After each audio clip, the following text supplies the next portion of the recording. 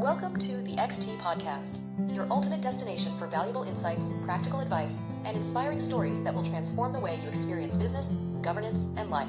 Join your host, Ashutosh, as he dives deep into three distinct editions: Customer Experience Edition, where industry leaders discuss CX strategies, product brand, employee experience, digital innovations, and best practices for improving customer engagement, retention, and loyalty.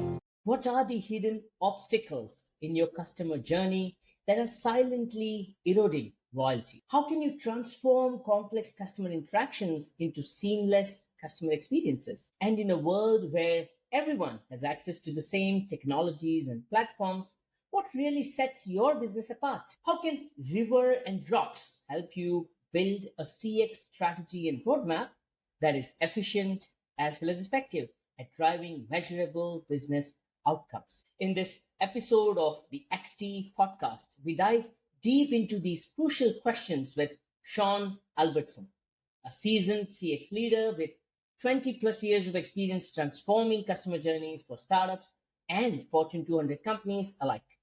Sean is not only a recognized international speaker, but also the author of the award-winning book, 4 Rocks: Reduce Effort, Drive Loyalty, and Transform the Customer Journey.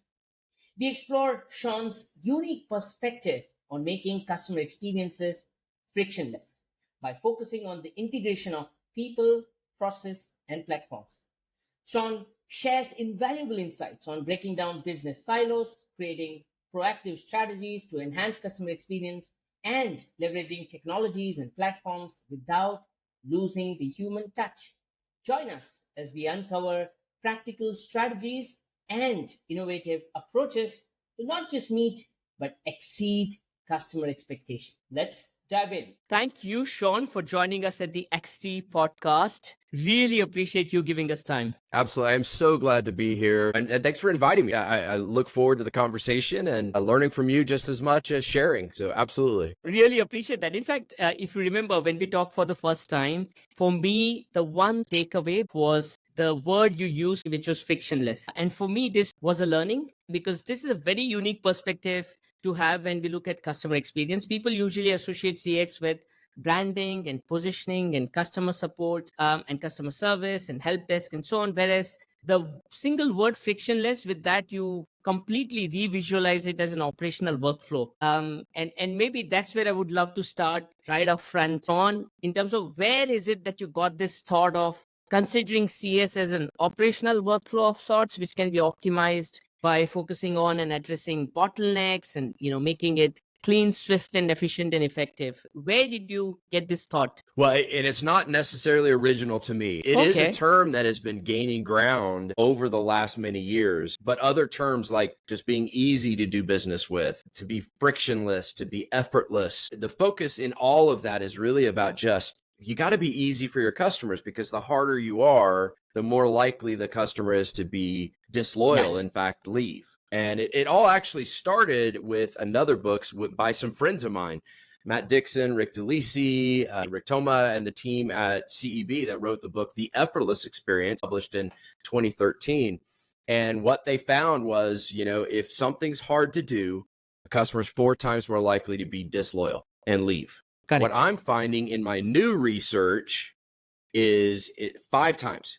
Nowadays, less than a decade or just over a decade later, and now the customers are at 5 times more likely to leave if it's hard. And it's one of the few metrics we measure in the customer experience, customer service area that actually predicts customer behavior. I haven't seen the same thing with satisfaction and things of that nature from an operations or a transactional perspective. I can't agree more, Sean, and that's quite surprising, right? Granted that people's patience is diminishing as we go ahead, the attention spans are diminishing, and clearly there's a lot of competition, too many options. So unless we build in some stickiness with the right experiences, it's going to be very easy for the customers to switch. And you also give an analogy of a river in a way where if the customer journey is equated with a river flow, and how does the volume of the river, the gradient, and the channel impact the overall customer experience? When you have worked on customer experience programs applying this perspective, applying this framework or methodology, what are the real world insights that you have had through the interactions and through the transformations you have delivered? Yeah, well, a little bit more about kind of the analogy, right? I mean, because if you think about the customer journey, you can think about that journey like a river. And,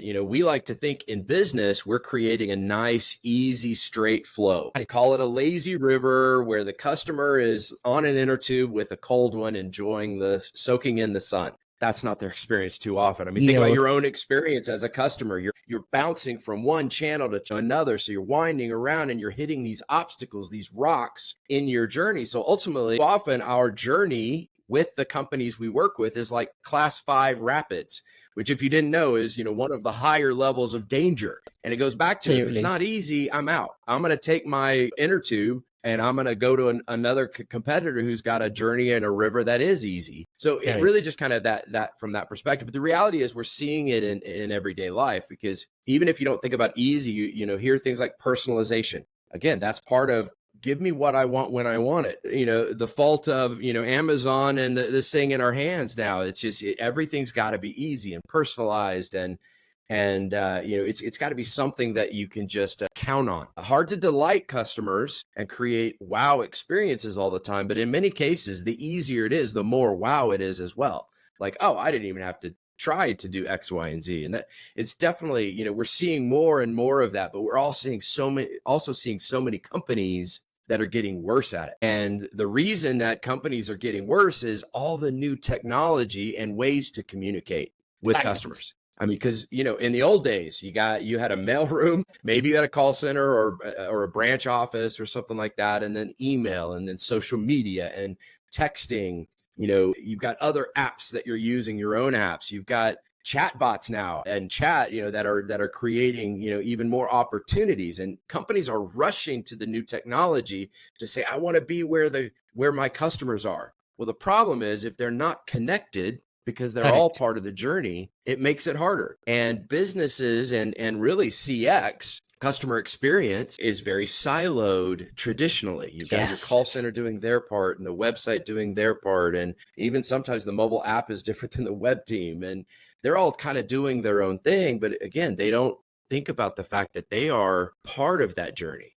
They're all at certain sections of the river, but they're focused on when people pass by them and not up and down river to figure out how to receive or hand off in a better way. And it's just part of the siloed nature of business. Absolutely. If I take one step back, Sean, you brought in a very crucial point of silos on one side, and also in the earlier point you mentioned about the standard metrics like the NPS and CSAT, which will not be able to bring in this very nuance that you have now explained in terms of what the customer journeys have started becoming today. So if I were to ask you, how do you actually resolve the silos? Because in my experience, if I were to go and talk to a sales leader or a marketing leader and tell them that I'll improve the NPS score by X percentage point or Y percentage points, to be very frank, they may or may not tell it on my face, but the obvious answer would be, I don't care, because that's not their KRA, that's not their KPI. And that what it does, it concretizes the silos more and more, because they are just focusing on their KRA, KPIs, and possibly some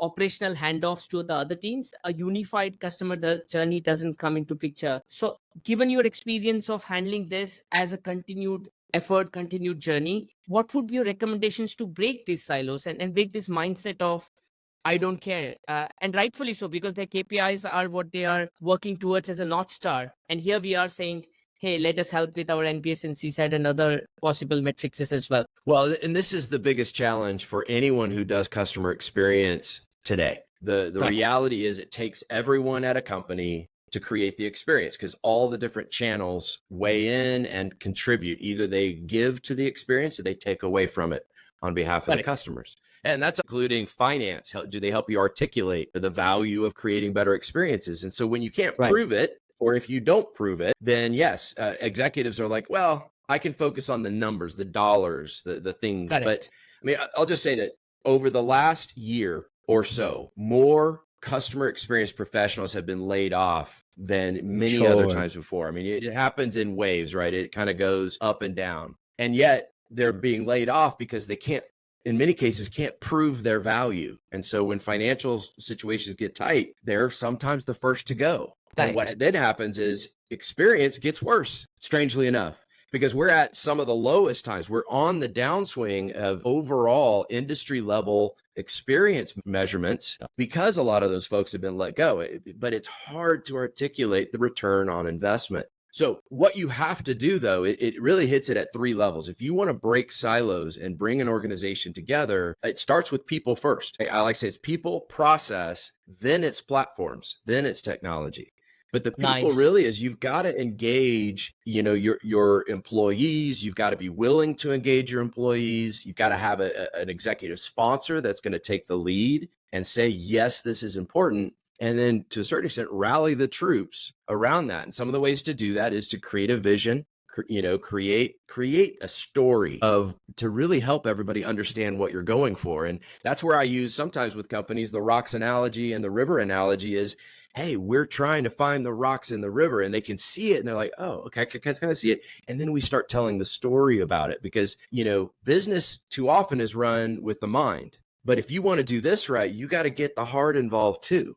Because it's heart and mind that drives this kind of transformation, and getting people to understand the stories, getting people to understand the purpose through stories, getting them to see it. Now they can start to think about it on their own because they understand it better and they can drive their own part of that picture from that perspective. And then you have to have processes. You've got to have the kind of processes, one that measure across the journeys and another that is focused on closing the loop in communication across the channels, getting the groups to work together. A lot of times I see it as, project teams, agile project teams that get together and they say, we're going to focus this cross-functional team. We're going to focus on the entire journey together, and we're going to share information about that journey and our handoffs and things of that nature. And the amazing things come out of that because some of the best decisions made and changes made by a digital team come from the call center and being able to share that, with them and vice versa. Yeah. I mean, it's that kind of communication. And so if you get the hearts and minds involved, you get the people involved, you get them thinking through process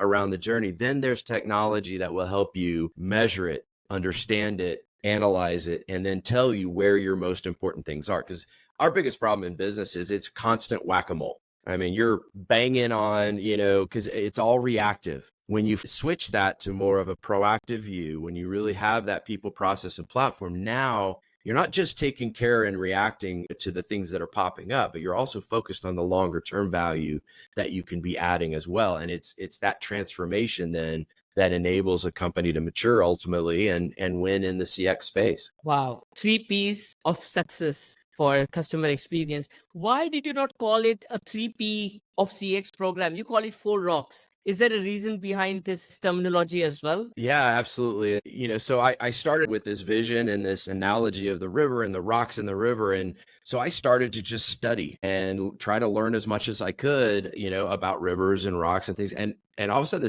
it just kind of hit me. But if you look at on Earth, there are actually 4 types of rocks, if you think about it on Earth. You've got sedimentary rocks, which, those are the ones with strata, the layers. Well, strata, layers, et cetera, those translate to business silos, business strata, business layers of complexity. They really talk about, because a lot of those layers, again, we're talking about it. They're the things that get in the way. They're the things that are the types of rocks. Sure. You've got igneous rocks, which are fire, lava. Right. And that's actually, think about that. I mean, I worked in telco for many years, and there would, an outage or some major negative fire event would occur. Heck, if it's bad enough, a volcano would blow up and you're really struggling for months to recover, those kind of events. And then you've got igneous, which means change. And that's like diamonds. They change from coal to diamonds, and those types of rocks. Well, change in your business impacts your customers negatively.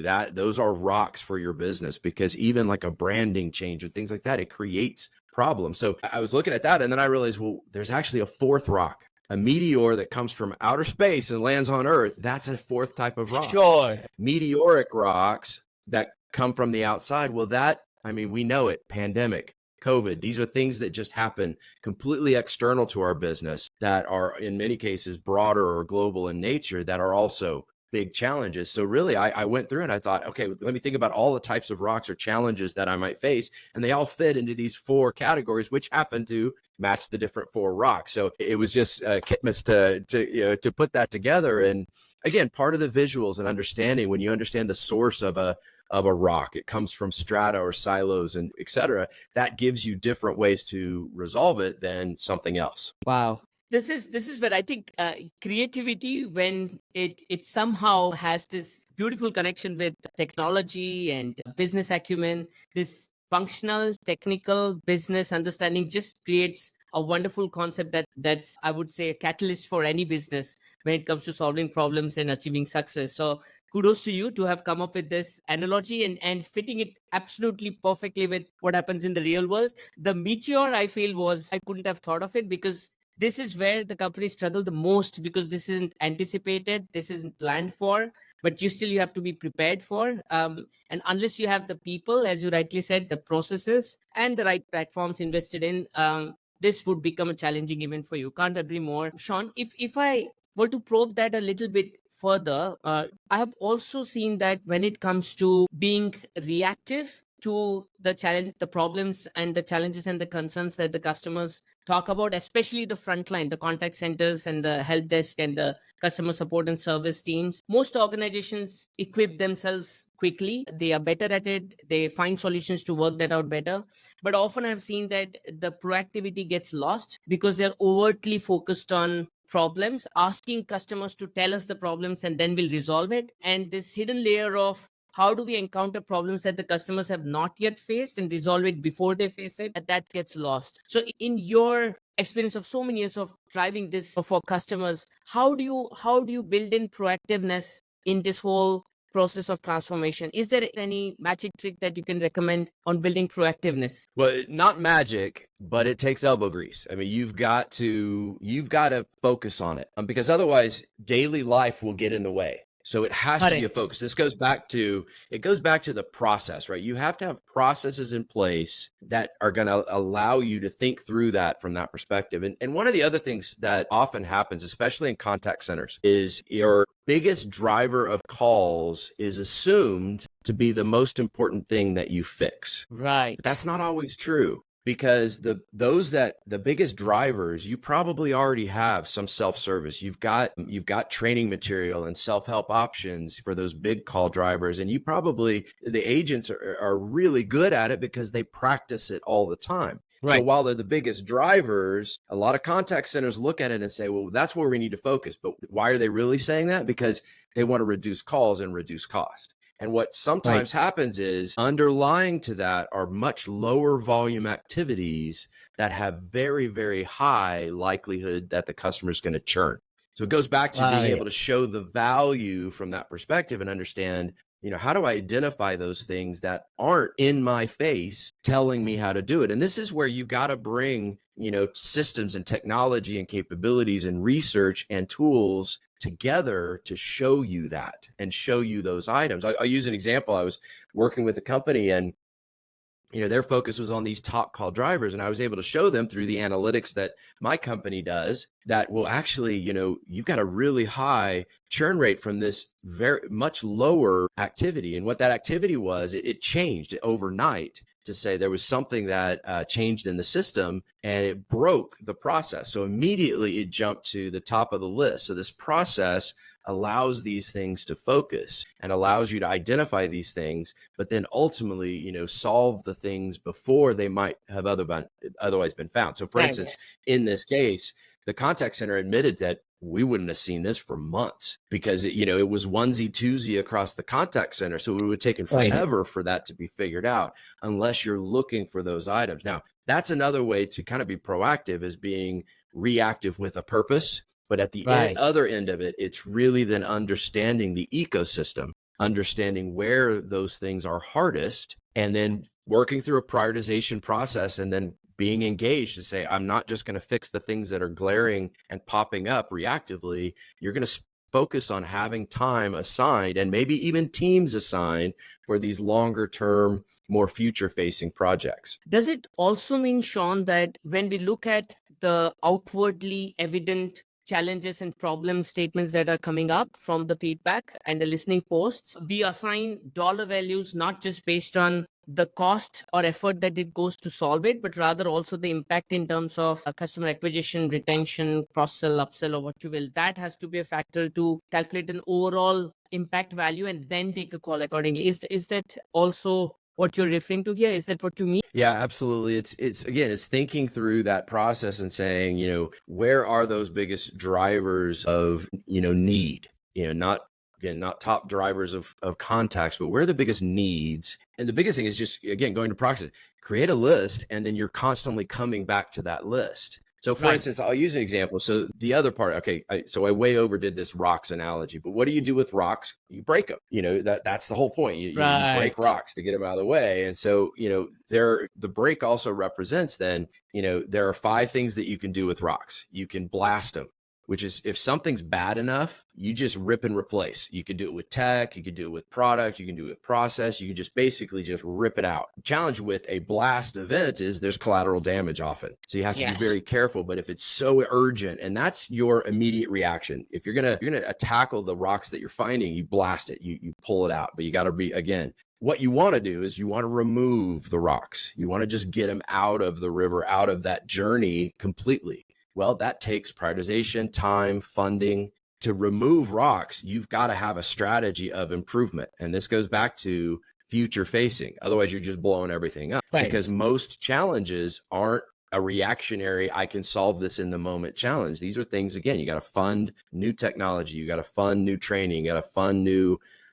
opportunities. Well, that's your remove. So BR, remove. E is erode. You can't change everything always. So the E in break is erode. What you can do is you can do little things over. You can kind of tweak things as you go. You know that you can't actually fix it. You can't remove that rock, but you can tweak it a little bit because it's there. It's one of your bigger problems. Sure. And maybe while you're doing other projects, you're like, hey, does this give us an opportunity to also tweak that? Right? Again, proactively viewing what you're doing and saying, hey, we're already doing a website redesign. There's this other rock. Could we tweak something that maybe makes that a little bit better? Well, then there's the A in break is accept. There are some rocks you can't do anything about right now. You don't have the money. You don't have the funding. There's no way to tweak it. It's going to take major work. Well, you got to accept it for a while. But again, you put it on your list. Hey, we know this is out there. We can't do anything about it, or we couldn't do anything about it. If we revisit that quarterly, maybe it moves up to an erode or a remove type of idea. But otherwise, you accept it for a while. And then the 5th one, K, keep.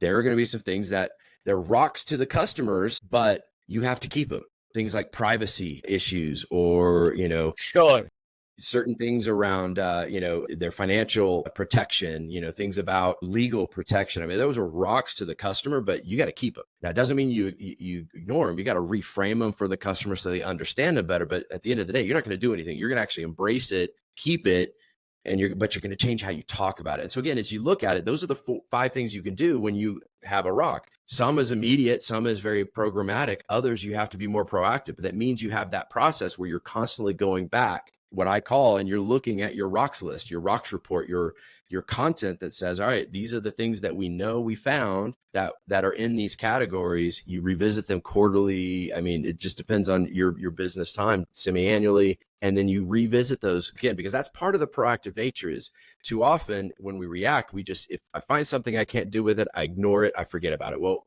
that needs to be part of your proactive nature, is to keep that top of mind, at least periodically, through the processes. To be honest, Sean, if you had told me exactly what you told me in principles and bullet points and theory, I may have remembered 10% of it, but now breaks and rocks, I'm not going to forget. It can't be visualized any better. This rocks analogy and diving deep with this analogy to this level where with 5-letter word break, now you're pretty much visualizing all the types of problems that an organization can face and giving us specific strategy for each type of a problem and how to resolve it.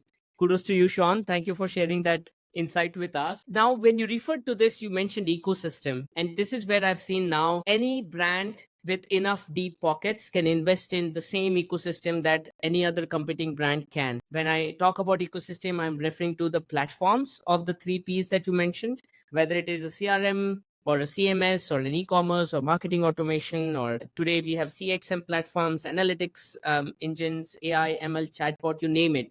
The MarTech and the CX tech has evolved to a huge extent, and anyone and everyone with the deep pockets can invest in the same platforms for the same purpose, possibly for the same impact. How does one differentiate and how does one make things better than what other competing brand could be doing with the same platforms? How does one resolve this challenge? Is there a way out of this? Well, there's definitely a way out, and it's actually getting easier today than it's ever been with the technology if you know how to use it and what you want to do with it. Now, unfortunately, even companies with really big pockets often don't put it all together. They don't realize it. They don't think about it. Their silos are so deep that everybody continues to just focus on their own area, and it perpetuates the problem. So it's not really about money. It's about strategy, contact, tactics to do that. Now, if you think about platform, yes, there are ways to do it. But again, in the current world, deep pockets for some companies means I want to build it.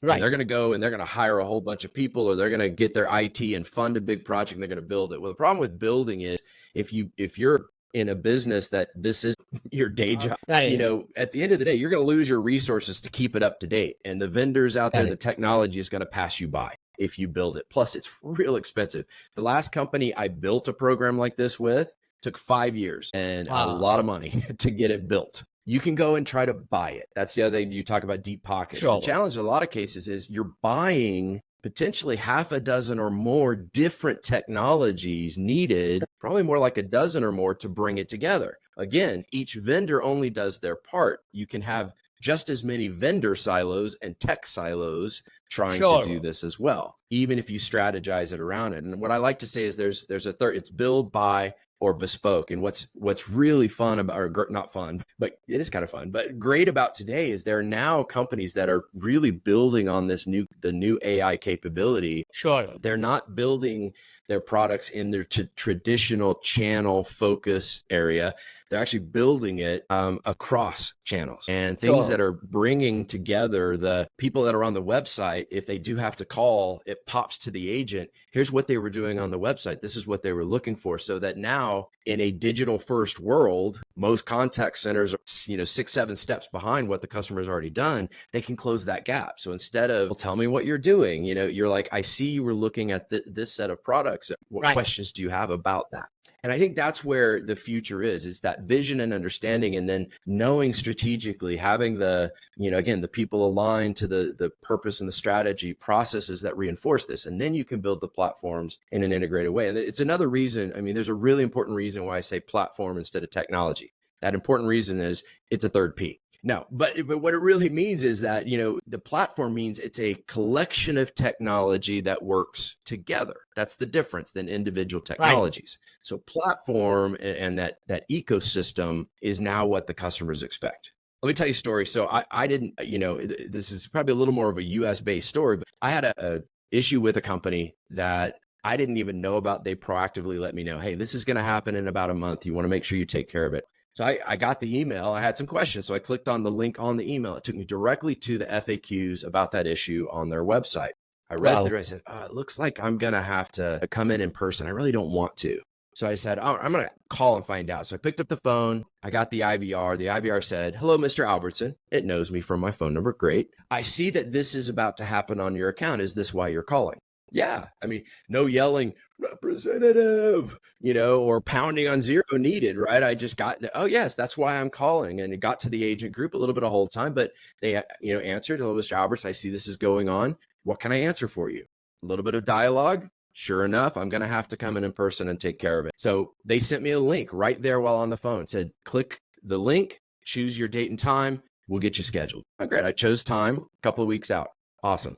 I got reminders of that via email, 2 weeks out, a week out, 3 days before, all with options to reschedule. We've all gotten those, right? Pretty easy. Okay, great. The time still worked. The morning of my appointment, I got a text message and an email that said, when you get to the office, click here. I walk in the door. I click the button.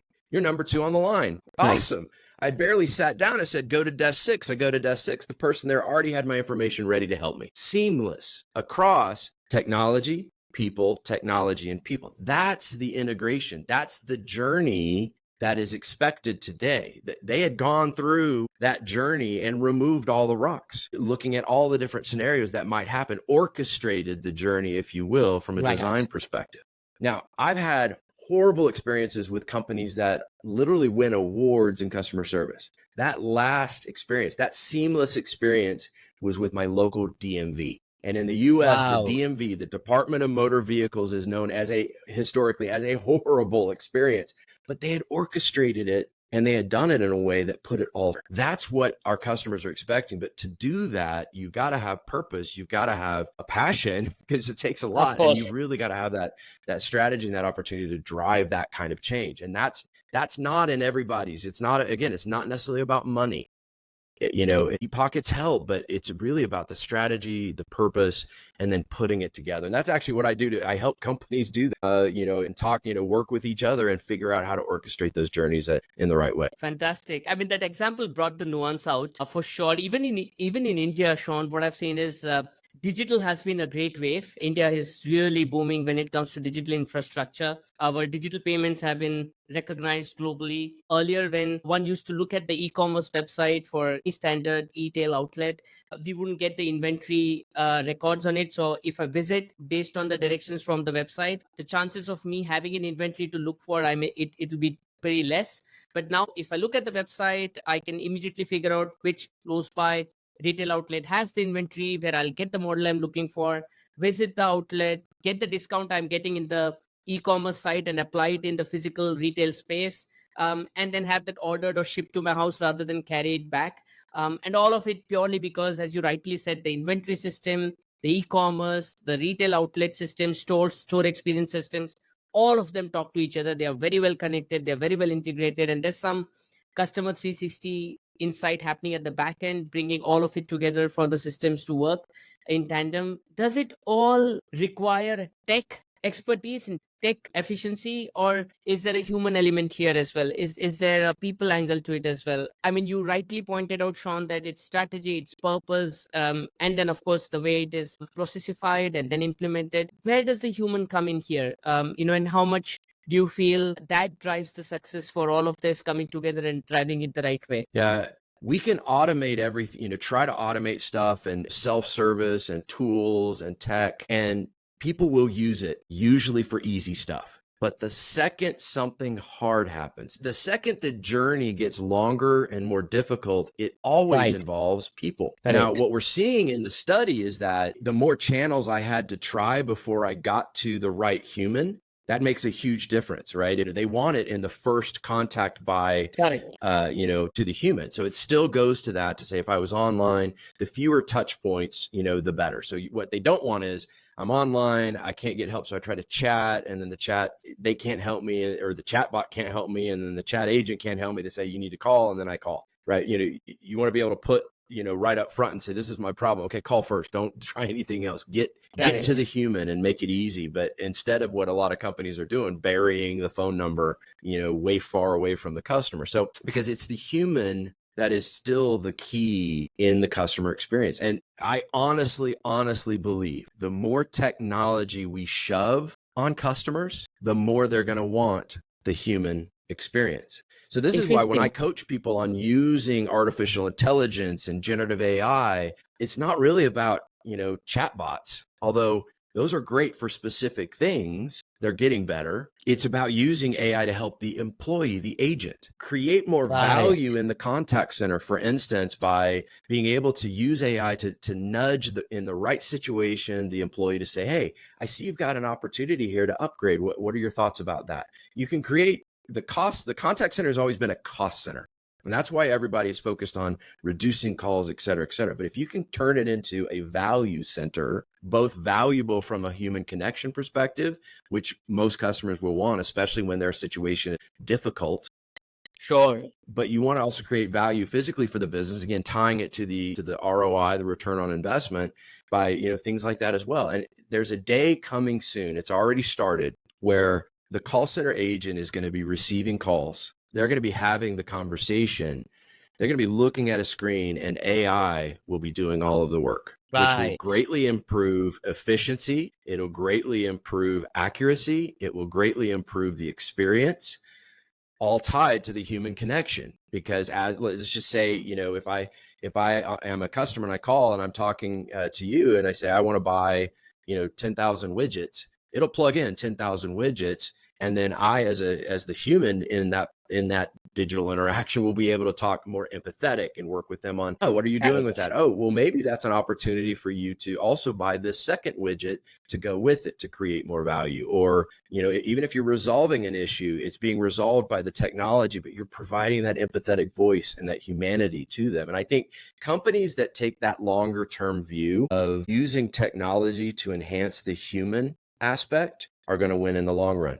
Because those that just focus on and just shove that on the customers, the more those customers are going to leave. Because when something's hard, I don't want to be forced to use technology that probably doesn't work, and I have to go through, jump through hoops to get there. I want, technology to pick up on an issue and contact me immediately and connect me immediately with a person. Say, hey, this situation's hard. Let me get you right to a person that'll resolve this for you. And that saves me then and the company, because I don't have to call 12, 15, 20 times, because most contact volume is repeat. And we all know that in the contact center, it's repeat calls because they couldn't get their issue or they had to abandon previously or whatever. And it's like, man, if you eliminate that repeat because you're using technology and the human factor to create a better experience, you're going to get the efficiencies your business demands, but through a different model. And that's where I think future focused and companies that are thinking and acting differently are going to win in the long run. But it takes a very, again, strategic view of, if you will, of what the future holds. And this is where we're going. What an interesting space and what an interesting time to be in, right, Sean? And very interesting call out, Sean. You talked about how the human and the bot should be switched and triggered appropriately so that overall customer journey becomes a lot more efficient and seamless for the customers. Second interesting call out was about how, while there's a lot of analytics to automate the customer experience, but more importantly, it should improving the experience for the agent so that they have a lot more insights to be able to drive the experience for the customers the right way. And the third most important, which I learned the hardest way, Sean, I must convey and share this with you, is when I interact with my partner, when she's aggrieved and she has some challenges and she's going on sharing those challenges with me. I am a rational person, so I end up having quick answers, quick solutions to those, and I end up conveying those to her. And she's like, I didn't share this with you so as to get an answer from you. I shared it with you so that you hear me out. And it's been very difficult journey for me to be able to adapt to that way of approach. And I think this is where machines will take a lot of time to get there, but this is where the human comes in, right? A lot of times customers want to vent out, share their frustration, and they want an agent to listen to all that has happened and ensure that the sentiment is conveyed, and then of course fix it for good. But that listening is critical, which the chatbots are not going to do for you no matter what, right? At least not for now. Yeah. So great, important call out, Sean. And having said that, Sean, with all that you just talked about, people, process, platform, strategy, structure, implementation approach, and what you will, how does one measure and know that we are on the right track? Is there any way to gauge if we are directionally on the right path? Are we doing the right things? Because as we discussed right at the start, the C side and the NPS and the CES and other customer experience metrics are important metrics. They are diagnostic metrics, but I'm sure they may not be the end all and of everything that's around for measuring success, right? So what would be your recommendations to measure the directional success of a program? Yeah. I mean, the first thing is you got to pick what's important to the business. So is it revenue, cost reduction, churn reduction of customers? I mean, what is it that's driving your business? Because at the end of the day, anything you measure in the space of experience, if it doesn't have a purpose, you're going to just be measuring for measurement's sake. Sure. I'm just showing a number over time. You've got to have a purpose. So ultimately, the true return on investment is if reducing customer churn is important, then I want to see a reduction in customer churn. Of course. In the business. So that's where it starts. Now, let's use that example that if loyalty and because of loyalty revenue, I mean, a lot of it comes back to if you keep customers, the longer you keep customers, the more money you make, blah, blah, blah, right? Absolutely. So let's just assume that's what's top for your company. Well, again, I have no problem with net promoter score from that perspective because NPS measures loyalty. What NPS does not do well is measure why. I mean, you can put in comments, why did this, or what was the driver, but 9 times out of 10, the reality is it's more about, I know kind of their loyalty, but I don't know why. And that's the complaint a lot of times. So this is where, though, adding like customer effort score, which came out of that Effortless Experience book. You can read about it there or read about it in my book, 4 Rocks. But that's where you look at that and say higher effort. So we ties it to higher effort equals prediction of their net promoter, which equals and predicts the actual result. So you're able now to go back at a transaction level. Now, when you think about actionable opportunities, well, there's nothing more actionable than hearing and knowing there's a problem with something and going and fixing it. It's very actionable. It's not a pie in the sky, type of thing. And so that's where customer effort is key, because again, satisfaction doesn't predict like that. Satisfaction is okay if you're trying to measure an agent's performance. Did you like the person or whatever? But honestly, there's more lying in satisfaction surveys than anything else. Here's the other cool thing. Effort doesn't have to only be measured by surveys. So if you're looking to understand and make things easy, you've got so much that you measure that predicts high effort. Number of touch points, number of contacts, first contact resolution or multiple. Hold time can be a big indicator of high effort, because the agent maybe doesn't know what they're doing because it's something complex or whatever. That can predict high effort. I mean, you got time on page from a digital standpoint, or lack of digital containment where they bail out and call. I mean, you got all of this other data in your environment that is pointing to where things are hard. So here's the beauty of the future. We won't have to do surveys that much anymore, because people already are tired of taking surveys. I mean, if anything, the pandemic, 1, everybody's tipping, asking for a tip now. And 2, everybody's asking for a survey now. And we're tired of the surveys. And so when you get in this ability, and I have partners that help companies do this, when you get this ability to predict effort with the other data that they have, again, that's where you start getting actionable, and you're doing it in a proactive manner. You're able to run that estimate, and you're able to look at it, because, for instance, customer effort can be measured to say, again, by journey type across channel. And you're really pinpointing where those challenges are through that analytics. And it's so much more powerful than the traditional surveys ever could be. And that's where we're going as well, is the data will tell us, and that same AI power of, hey, look at all this data and summarize it for me in a generative way that helps explain where I need to focus. And those are the things that are coming up today that are going to benefit us as we move forward. How amazing. There's so much that AI can do now, right? With the level of maturity that AI is gaining in. And as rightly said in the earlier response as well, Sean, that the agents have so much of intel coming their way, right? From persona to product fit to next best action, upsell recommendation, service history, what you will. But most often than not, organizations miss out on leveraging the legacy data that they have, doing exactly what you just recommend. That maybe the data can tell us how NPS correlates with the outcome metrics. Deviation in an NPS or a CSAT metric in the past records, what does it show? How does it deviate the outcome metrics, whether it is loyalty or upsell or cross-sell or what you will? And that data is an asset that an organization has. It's available, unused, non-productive. And with the right AI tools, all of it could give in with such rich insight. Unfortunate that it's not been leveraged as much, and possibly also because the perspective isn't how you explain it, which is about for what purpose the data should be used and where it should be pointed to. So thank you. Thank you for sharing those insights, Sean. I cannot help but ask this one final question to you is about the new CX professionals, those who are now interested in pursuing career in customer experience. They might be coming in from multiple backgrounds. They might be coming in from technical background or customer support, help desk, contact center background. They could be coming in from sales background, marketing background, what you will. CX is a cross-functional space. What would be your advice to these professionals in terms of pursuing CX as a career? And also very specifically, this whole space of frictionless customer experience, because when you talk about, Sean, in the last 20 minutes, I've heard you talk technology, I've heard you talk people, I've heard you talk process, I've heard you talk function. So you're clearly working at a triad of, business and function and technology. There's a lot to grasp. So how does one even get here? What all the new CX professionals should do, and how could they be where you are? Any tricks, any tips, and any recommendations? Yeah, absolutely. Well, a couple of things on that. One is a lot of people, and I go to customer experience conferences all the time. A lot of people that end up in CX are what we call accidental CXers. They had another job and they're like, you're part of the call center. We're going to do this new customer experience thing. Here, take that job. So they accidentally fall into it. And so this is where, you've got to go after some training. And there are new training programs, there's certificate programs. I mean, CX, customer experience, is finally starting to find its way into more mainstream education. So that's one way to do it. There are other things like associations. The Customer Experience Professionals Association, where you can actually, they'll walk you through the training and they've got content. There are plenty of other associations out there. Customer X Pros is one I'm a part of as well.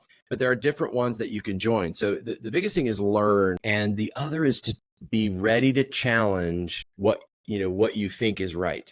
Because that's the other challenge a lot of, especially the accidental or the newer CX folks they only know what they're doing at their company. And somebody made a decision to say, hey, I think this is the right way to go. I think we should run with CSAT.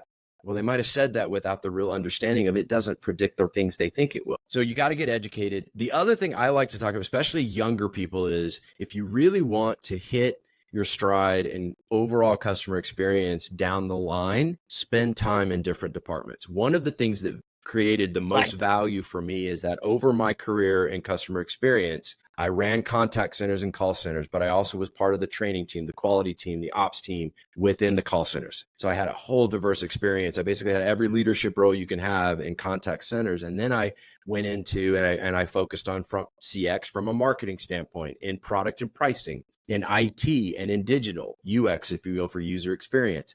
But that diverse experience, and then at data and analytics teams, as well throughout that process. But the value is now as a CX, thought leader and consultant, et cetera, is I can talk to a company, but I can talk to all the departments knowing where they're coming from. Yeah. So truly, if it's a passion of yours, it's not just learning and educating on the base, what I would consider the basics of CX, the different kinds of surveys and things like that. It's spending time at organizations in different roles. It puts your future down a little bit further out potentially, but the value is you're going to be able to come in that future and have such a wider range of knowledge. Because in today's world, to your point, you got to know data and analytics. You got to know technology. You got to, you got to have project management and change management experience. The CX role is one of the most difficult because a lot of companies call a CX role someone who just does surveys, but the CX role truly within its power has so much of that diverse experience, and throw in the ability to influence others. Because usually you can't just tell them, go fix. You need to influence your executive team even to do things a different way. And so again, being a true champion and CXer is not easy, and it takes a lot of focus training and education and support, and it takes time to learn as well. But it's again, a part of where businesses absolutely need us today more than because of the changing environment and this new technology that's coming and everything else, because we have to be the ones strategically thinking and guiding them through. All that being said, find an advisor too. Find a peer and partner, an advisor to help you through that process. Valuable advice, Sean. I must say it connects back to where we started, right? When we opened up this conversation, Sean, is where if you have to reach out to a functional leader and have a conversation beyond the NPS and CSAT and surveys and so on, you need to know the function. And therefore, I genuinely find your advice so valuable for anyone who's listening and viewing this, that unless you have either been in that function or been close to that function or studied the function, that conversation would be very difficult. And without a cross-functional buy-in, CX cannot be a success. You've talked about it through the episode today. Thank you so much, Sean, for your presence on the show, for these valuable insights, for this wonderful analogy, for the visualization. You brought that visualization so alive that, I, in this conversation, will not forget the break, the term that you have given. Thank you so much once again for your time. And despite the busy schedule, appreciate you joining us. Absolutely. And just quick plug, feel free to connect with me at my website, which is CX4rocks.com, or on LinkedIn at Sean Albertson. I'd love to connect with any of you and follow up conversations as well. But it's been great to spend time with you. I so appreciate it. And thanks for inviting me on your podcast. This was a great time. My pleasure entirely. Thank you, Sean. Absolutely. Thank you.